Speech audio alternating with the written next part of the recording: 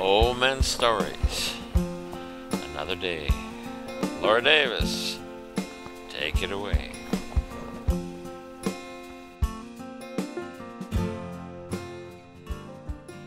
When he approached me last night and said, hey, what can you do about smells? I thought, you know, the first things that came to mind were the most extreme versions of the idea. The smelly dog idea. Of course, I'm going to pass on that one today. And another one being my friend Phil. Now, my friend Phil and I go far back, and I've visited his place multiple times. He has this great recipe. I'm going to see if he can allow me to share it at some point for a hummus that is called garlic hummus.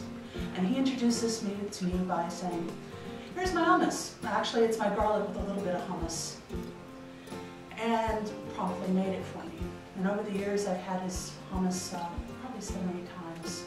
From the bitey hummus to the mild and sweet hummus. And loved every piece of it, but this is where I learned that if you're going to eat garlic, eat it in the crowd where everybody else is eating it. Because, well, I brought the recipe home with me finally last year and made my first batch 3 months ago. And made up the batch, put it in the refrigerator, and I thought, you know, you need to let it sit overnight, you know, so those wonderful flavors, just, they all meld together and mix, and it just is a great time. But then again, of course, I have to say it about making anyway. But anyway, I put it away and cleaned up my mess and cleaned up all the garlic bits and put it in the trash. And everything was neat and clean, and Jeff comes up the stairs about 4 or 5 hours later. Oh my God, you made the hummus.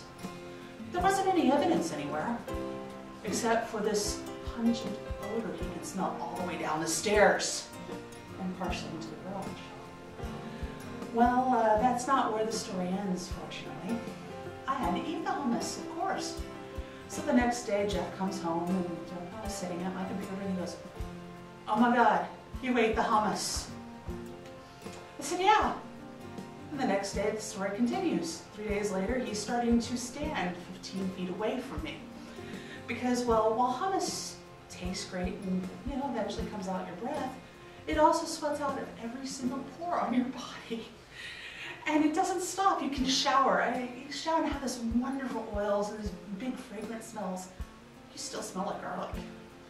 And it was about 5 days after I finished the last of the garlic that he'd come anywhere near me.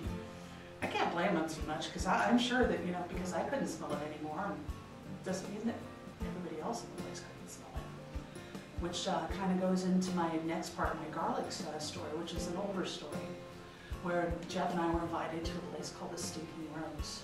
And if you've ever heard of it, it is a vampire's nightmare, easily.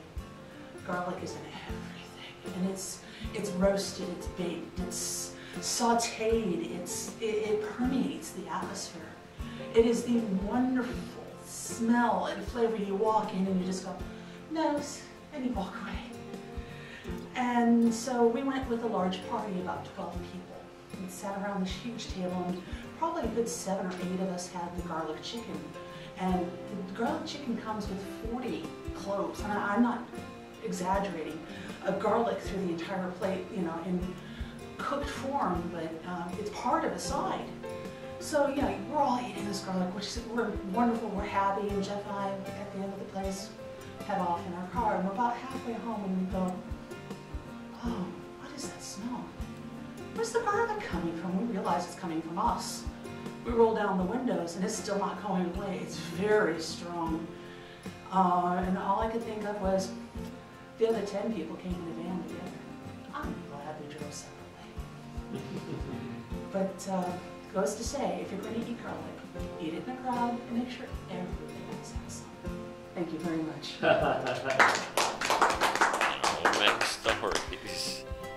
Returning home, and he knows tomorrow he gets to smell the roses in the backyard.